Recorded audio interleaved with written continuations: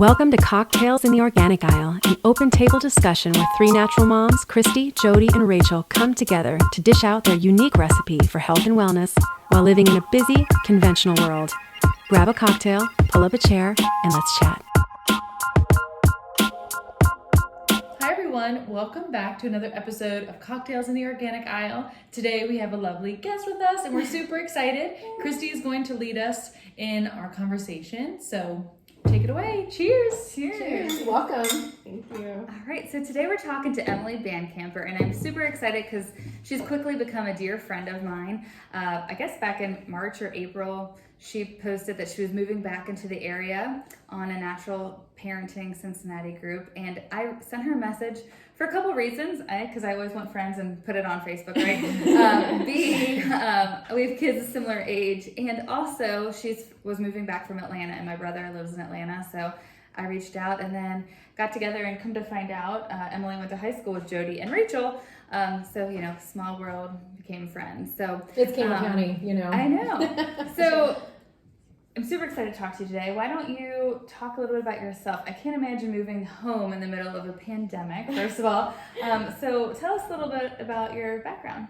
Sure. Moving home in a pandemic was not ideal. However, I have been dying to get back to Kentucky for years.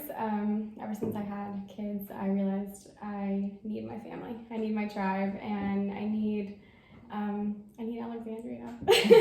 I love it here, and so I first left Alexandria when I went to EKU, and came back for a couple of years, and I taught fourth grade for a while, and then made my way to Atlanta. Loved it. It was an awesome city, But like I said, once I had children, I realized I needed to be back here and be with the people that I could trust and that would love my kids just as much as I do. Yeah. So It means a lot. Absolutely. So I'm back here with my two kiddos.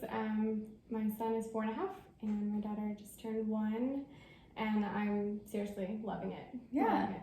And you're teaching, I know your background's in teaching, but you're teaching at like an outdoor nature class right now too, right? Right. I'm trying to start my own little gig, and it's called Woodland Tribe.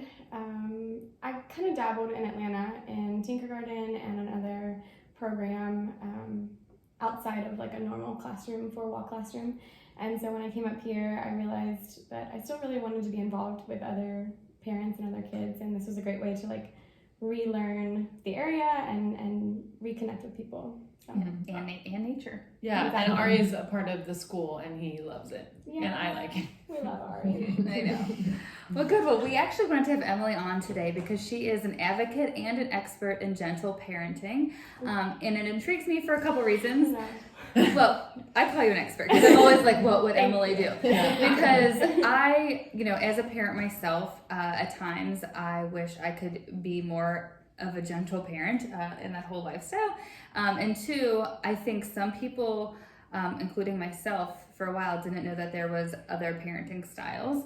And so I think it's just great to learn about other parenting styles and take, maybe people can take parts of it and figure out how it can apply to their life. So that's really why we wanted to have Emily on here tonight. So let's just get started because I know you have a lot to say. So keeping it simple, what is gentle parenting? Okay, well, I don't know if I can keep that simple. It's definitely multifaceted, but I think the main thing that you could start with is that it starts and ends with a connection with your child. Every behavior, whether it's a positive or negative behavior, it stems from a met or an unmet need. So if my child has his needs met, more than likely his behavior will show.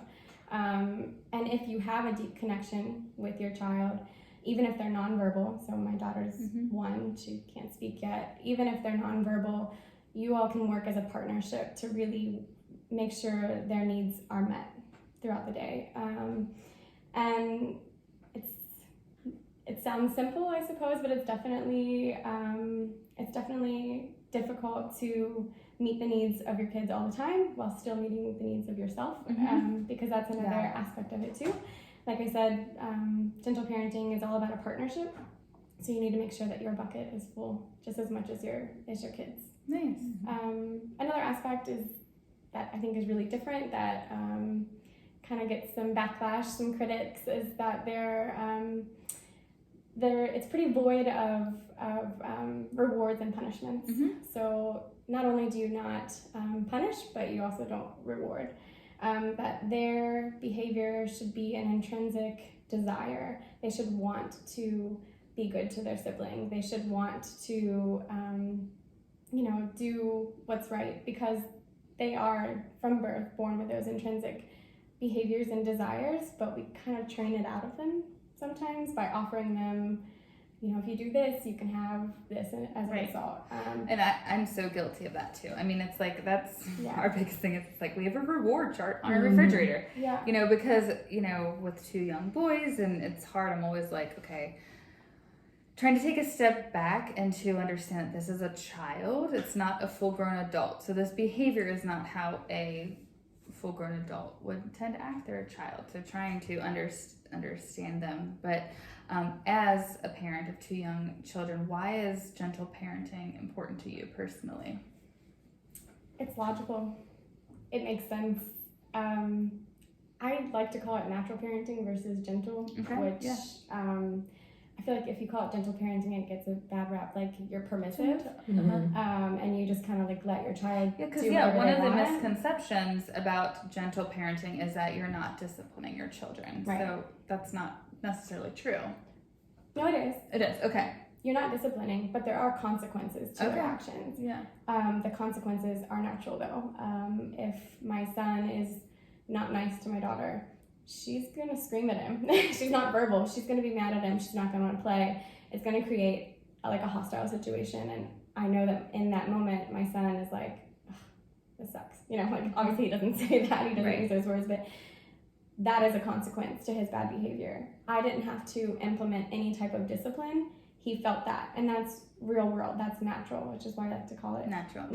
As an adult, if I do something wrong, I don't have somebody over my head telling me you need to go sit in the corner, or I don't have someone spanking me. I feel bad when I've done something wrong. It's intrinsically in me. And I think if we are raising our kids or guiding them into adulthood, then they should, our consequences now should match what they're going to be in adulthood. Nice. So the term natural parenting and gentle parenting, are those technically the same thing? Okay. Yeah. Gotcha. Yeah. I think I'm just being picky. No, I understand. Yeah. Now, a couple scenarios just for someone trying to understand what natural parenting is. Sure. Say you have 2 children, hypothetically, like I do. Are they 2 boys? One is 4, one is 2. They're both boys, hypothetically. And we have had a lot of behavior issues with our 4-year-old recently. I think through COVID, I do believe a lot of it stemmed from that, because I was working full-time from home plus trying to be a mom to a 2-year-old and 4-year-old. And so, like you were saying, their buckets needs weren't being met, because obviously I didn't feel like I was being a mom, or being a great mom and being a great employee. It's just your needs probably weren't my needs probably weren't met. Yeah. And so now that school has started, I feel like we're trying to get back to a little bit of routine. But anyway, if hypothetically, one of your children takes a toy from your other child and your other child gets mad and hits them, how would you deal with a situation like that? Because, from what I'm trained and what I know, I'd be like, okay, either go in timeout, or, I'm going to take that toy away from you now because you did this. So more of like a threatening type thing. So how would you deal with a situation like that? And I think that's totally normal. We're moms, we're fixers, right? We want to solve the problem right then and there, and make sure that it doesn't happen again. That's totally normal. And I catch myself doing it sometimes too, but in that moment, I think I would make sure I need to check myself first, and make sure that I'm calm, because just because it's natural or gentle parenting doesn't mean I don't get mad sometimes. I don't get pissed off, but sometimes it happens. Right. So I need to make sure I check myself. Take a deep breath. How am I going to handle this? I'm going to go over to my son, or you can go to yours. yeah, hypothetical. And I'm going to make sure that we're eye to eye, that I'm on his level, that I'm talking to him, not at him. So I'm not in the other room screaming at him. Nobody likes that. I don't, Yeah. I wouldn't want someone yelling at me from the other room or standing above me, towering over me, yelling at me. So we're eye to eye, we're talking to each other. And I ask him a question first. Instead of saying like anything to him, I ask him, wow, like what just happened there? Can you explain it to me? And let him answer, see if I can find out any more information. Because a lot of times I think later we find out like, oh, this happened before that, and then you kind of feel foolish. So I ask him a question, tell me what happened, and if he explains and then it's still like just a blatant like, bad choice that he made, then I'll say, so what do you think that we should do about this? And if he's not ready to talk, which a lot of times he's not, then I'll say, okay, well, I am going to stay with your sister, and I think that you might need a moment to go find your calm. So I don't necessarily say go in timeout or go sit in a corner, but go find your calm. And oftentimes he's been really reflective in doing that. I started it when he was really young. Does he have a specific calming space, or is that just anywhere he feels? He can choose. Okay. When I first started, I think I did choose a certain place, but oftentimes we're not in our house. Yeah. So I want him to be able to like find his calm wherever we might be. We did this earlier today. He had to find his calm.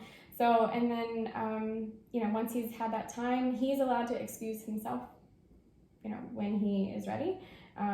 If it happens right away, I'll say, are you sure? Are you sure that you're prepared? And, we're just kind of like talking through it, trying to come up with a solution. So that, he's learning how to think, not what to think. I don't want to go over to him and make sure he knows that was bad, you shouldn't have done that, that's mean, it's not being nice. He can listen or not listen when I say that. But if he's over there and he's thinking, my sister was crying, like I don't like that feeling, or now I don't get to play with my things, this is also not good. So he's learning how to think and how to make better decisions versus what to think. If that makes sense. Yes. It's a lot more about the parent learning to parent than like it is for you to like not like train your kid or raise your kid. It's about like a lot of self-control and knowing what to say, which is my biggest issue because I like lose my That's it. Yeah, like very check fast. yourself. Yeah, it's so hard. As an adult, I feel like we sometimes have temper tantrums. Okay, I'm not speaking for everybody. Sometimes I have a temper tantrum. To, like you said, like we're human. We get pissed off sometimes and frustrated. So as a parent, how would you recommend like to control yourself, or steps that we can take as moms to kind of check ourselves? Like what's important as a mom to be able to speak to your kids calmly when you yourself are so frustrated? I mean, that would be my biggest struggle. That's why I'm asking that. Absolutely, and it's my biggest struggle too. I think I really feel like my calling was being a mama, and I love all aspects. Like I love to dive into research and finding out new information and being the best I can be for my kids, which means a lot of times I neglect myself. So I think that that's something that I am definitely striving to be better at. But you can take your own little time out. I think as long as the children I had put myself in timeout before. I was like, Mama needs a timeout. Like just For here. For sure. I mean, Many times. just like Jack needs to find his calm. And I'm hiding in the closet eating chocolate and drinking wine. Just kidding. Yeah, no, you need to maybe give yourself like your own space, your own chance to find your calm, and then start questioning yourself, just like I would approach a kid, and I would question him first versus making statements or commands. Question myself, why am I angry about this? Like, are we on the playground and my kid just did something to embarrass me? Is the root of my anger embarrassment? Is it like, am I hungry? Do I have my needs met? And then once you have time to like kind of reflect, I think you can kind of approach the situation a little bit better.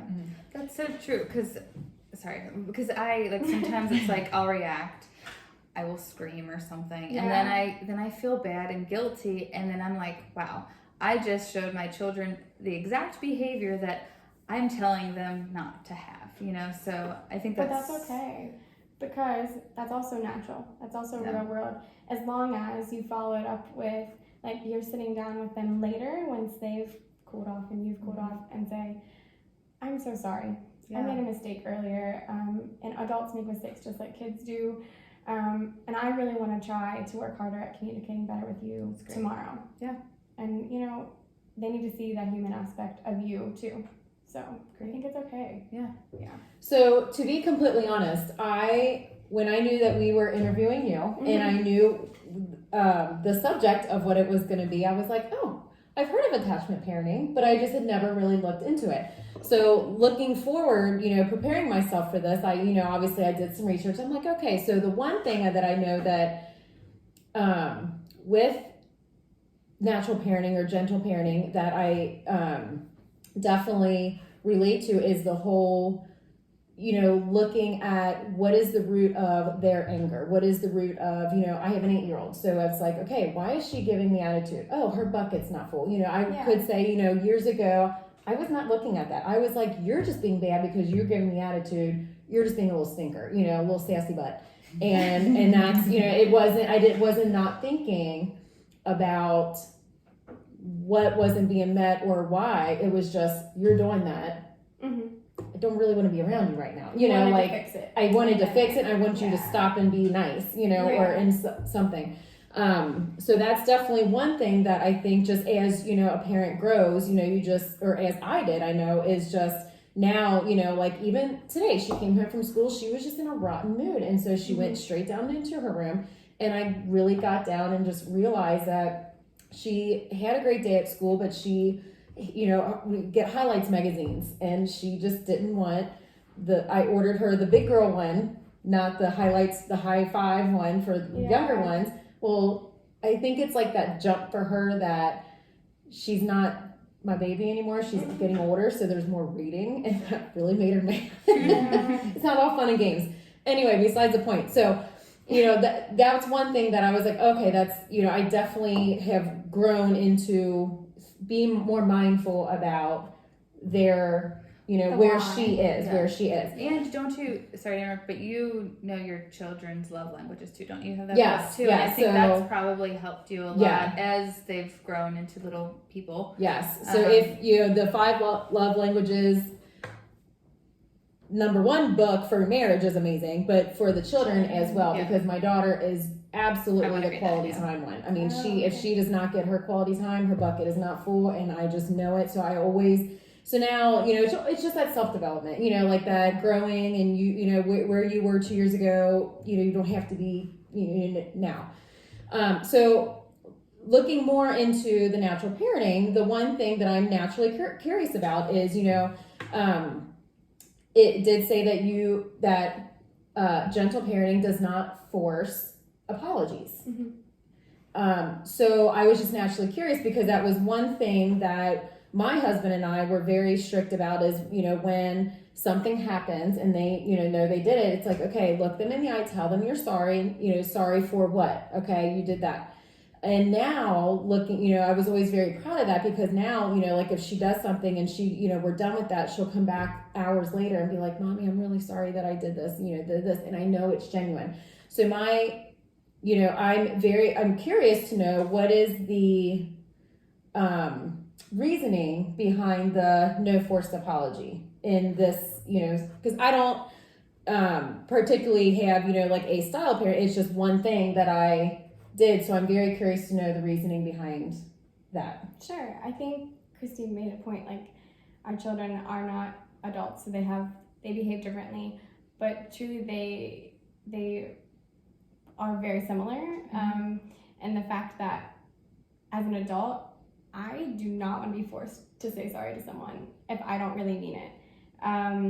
If it were to happen with my husband, and he were to tell me, you need to say sorry for this, and I'm, you know, how would I react to that? I would probably be like, no. Or a coworker. Give me a couple days. Exactly, a coworker, like, or your boss, like, you need to make amends for this right now. When I'm not ready, then it's not going to be sincere. I'm not going to truly mean it. And maybe that's just me. I'm a very reflective person. I need my time to sit back and really take it all in and decide my next steps.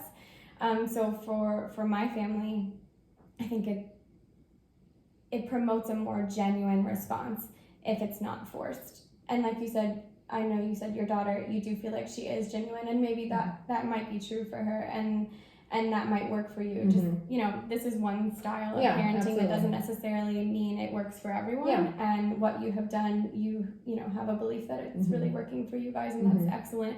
I just know for us that a forced apology, and for me, myself, a forced apology just doesn't work. I remember I had to do it as a kid to my siblings, and I feel like I still feel that hard. But I am not saying sorry to my brother, you know. So You're saying sorry with one of these back, you know, and the finger behind the back. Fingers crossed behind the back. Yeah. Don't mean it. So I guess in a social aspect, you know, if you're at the park and, you know, something happens and it was your kid who did it to somebody you don't know, you know, how would you handle that? That's tough. And I was I in did that situation. today.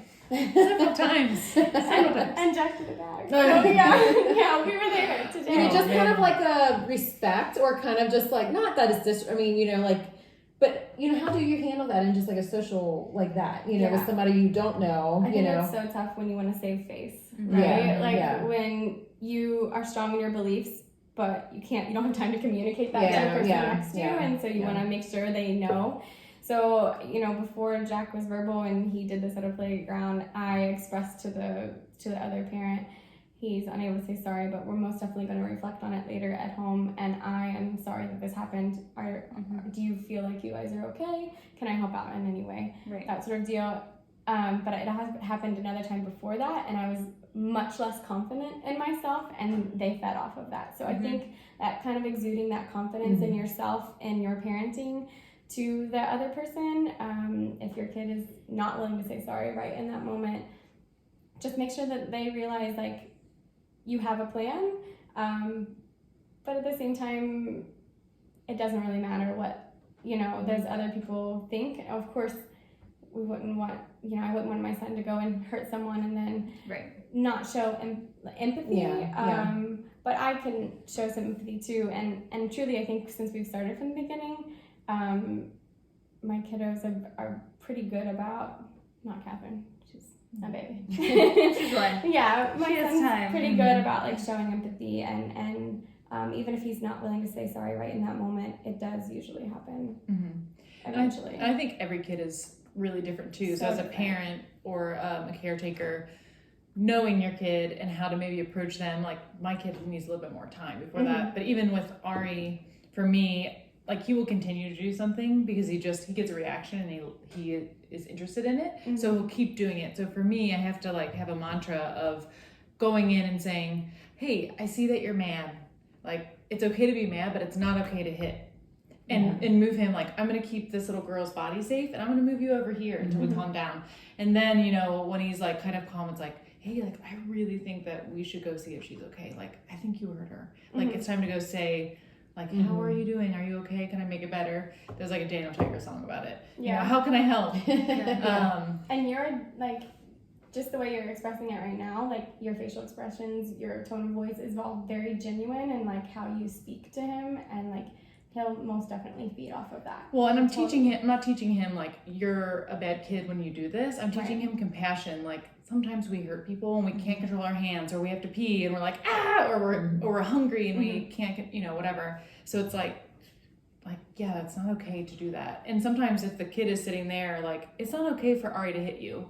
Like you can tell him no. Like it's not okay for you to hit, and it's not okay for him to hit you. Just so he knows that there's, you know, like it's on both sides too. Not obviously no one wants to get hit, but and you're modeling that behavior too. If you are expressing to that other child or that other parent, I'm so sorry, and you're, you know, Ari's watching this and he's taking that in, and so that's another natural way for them to see how to behave in that type of situation. Yeah, and I think, and then after we kind of go through this whole dance, he'll go up and be like, I'm sorry, and then I'll be like, are you happy? Like, so he knows, like they genuinely want to. Good apologizer. He really is. He's so sweet when he does it. Like I'm sorry. Let me sing you a song from Hamilton and tell you. Let me serenade you. Yeah. He really is though. And I think it's because you've been so genuine and expressing like your emotions, like even to say my husband and like it's for me. You gotta give yourself some props too. To say like, you know, this made me feel really upset for that other kid, and just expressing it, not necessarily saying I'm mad at you or you disappointed me, just expressing your emotions and not necessarily requiring a response back is important too. And I'm gonna cut in one more time. Okay. I also think that we expect really quick fixes with children or anyone in our society. For sure. So I think, it's like, well, your kid keeps doing that, and it's like, I am teaching him. Mhm. Like, he's gonna have to make his own decisions. I can jump in and try to stop him from, grab his arm and say, ooh, like, it's not okay to hit, or whatever, and go through that whole same dance again. But I think, I just think there's, like, it's a continual learning process of, oh, wow, like, I'm learning to become a compassionate adult or, like, a human, and that's something that takes time. We don't learn. We're still learning it. We're still learning it. So I think, Sure. you can get really, for me, it's like, well, I've told him like a million times, like, and it's like, well, you should spank him then. And he'll stop doing it real quick. It's like, well, that's not really what I'm wanting. Yeah, that might work, but I don't want him to be afraid of me. Yeah. Or to be afraid of his own emotions, because I can't express my own emotions as an adult because I don't think I was able to really express them maybe, or I didn't feel comfortable expressing them as a child. Mm-hmm. So it's really hard for me to communicate with my husband. So I don't really want to give that to my kid. I want to make sure that he's able to have that freedom of self-expression or something. No, Something. feel like he's in a safe place to express himself. Yeah, Mhm. for sure. And I think like you were saying, you could spank or you could reprimand in some way. But even in that parenting style, I'm pretty sure you spank multiple times and you reprimand multiple times, just like we would do with helping them learn how to think instead of what to think. I don't know that those methods necessarily end the behavior for the rest of their childhood. And so at least that with the flip side, that you're not harming them long term, even if it does take multiple times, even if they do showcase that type of behavior again, they're going to showcase it with the other parenting styles too. Does that make sense? Like, I don't think you can really force those type of behaviors out of the kid, and at least we know that we're not harming them long term by doing it in a way that's more gentle or allowing a more natural consequence to their action. Okay. What do you think as a parent, what is the biggest thing that natural parenting has taught you? I think it's taught me how to have better relationships with family, with friends, because I've learned, like I said earlier, all of our behaviors are a result of met or unmet needs. And sometimes with other adults, we're like, oh my God, what? I can't believe they would be that way. I can't believe they would say something like that or do something like that. And then you can kind of take a step back and have some empathy. Like, maybe they were having a really crappy day. And does it really hurt me? If I have confidence in myself, does it really hurt me that they're behaving that way? Truly no. So I think just diving into this style of parenting has been an enormous help for me as an adult, as a parent, as a wife, as a daughter, sibling, everything. Nice. And are there, when you were pregnant or when you started looking into natural parenting, and now as a mom practicing it, are there certain people you follow or listen to on Instagram, or you read their books, or where do you find kind of your inspiration and information for natural parenting? I don't know how moms were moms before Google and Instagram. Pinterest. Yes, all of the above. Absolutely. I'm constantly seeking out new knowledge. But there's definitely people, I'm an Instagram junkie. It's my go-to. Yeah. So, I follow, I think Simply on Purpose is one of the accounts that I love. Janet Lansbury, she's a scholar of Magna Gerber. There's so many. Courtney J. Berg, she's really great about creating boundaries and making sure that moms and dads fill their buckets and teaching you ways to make sure that you're there and you're present. There's so many more. But I like Big Little Feelings. Oh, that one's Big good. Little Feelings, yeah. That one's I good. like them. Seed and Sow, I just started following them too. They're really great. I feel like I'm constantly in a pursuit of reaching that hierarchy.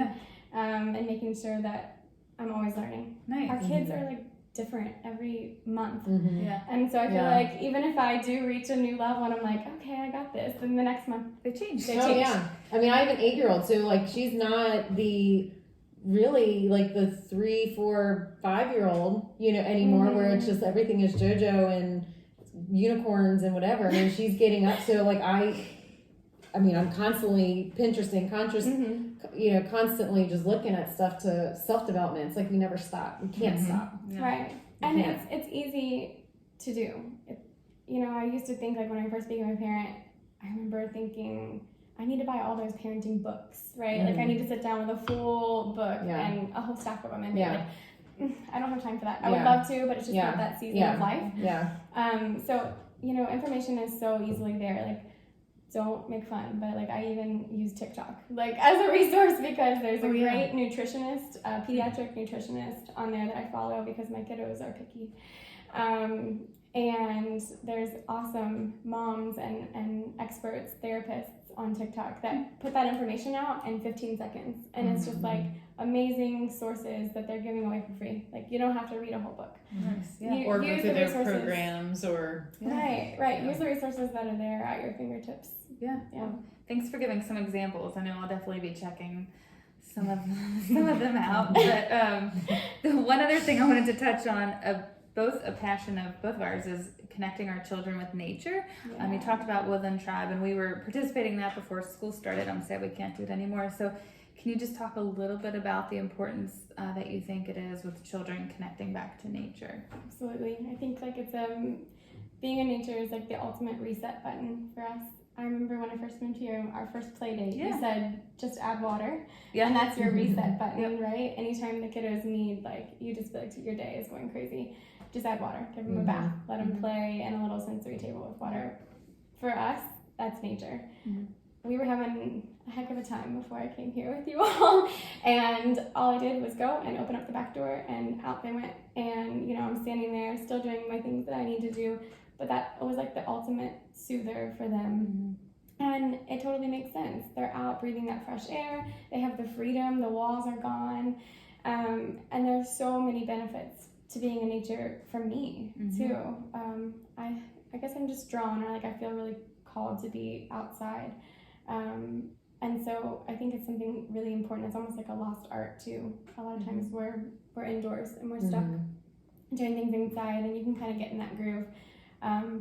But my suggestion is to use that as a reset button. Yeah. Get your kiddos outside, get yourself outside. And you can learn so much from the earth, and it's just, Absolutely. I've heard that about the just add water. I remember seeing something, and it was either like just something as simple as here's a glass of water, or let's get a thing of water and let's play in it, or let's take a shower, let's take a bath. I mean, there's so many. Recently I remember seeing that. I'm like, that's such a cool idea. yeah. Well, okay, then I'll just add water outside. Yeah. There you go. It's And easier to make it clean better. up too. Yeah. Yeah, that's true. Let's clean up. Well, good. Well, this was really awesome. I really appreciate you taking the time to talk with us tonight, and I feel like I learned a lot personally, and I hope some of our listeners did too. And you can connect with Emily. We'll put all of her information on the information about this podcast post. So is there anything else you'd like to add, or any other questions, Rachel, Jodi, you have for Emily? My last bit of advice, if you mess up, because you will, just make sure that you're human with your kiddo and tell them how you're feeling. I feel terrible. I feel, like we should reset, or we should try harder tomorrow. That's so important. We're going to make mistakes. If you're constantly learning and seeking out new knowledge, you're at least putting forth that effort. Yeah, that's great. Well, good. Well, until next time, we will see you in the organic aisle. Thanks for listening to Cocktails in the Organic Aisle with Christy, Jodi, and Rachel. If you enjoy this podcast, please leave a review, subscribe, and share. You can also continue the conversation on social media at Cocktails in the Organic Aisle. Until next time, see you in the Organic Aisle.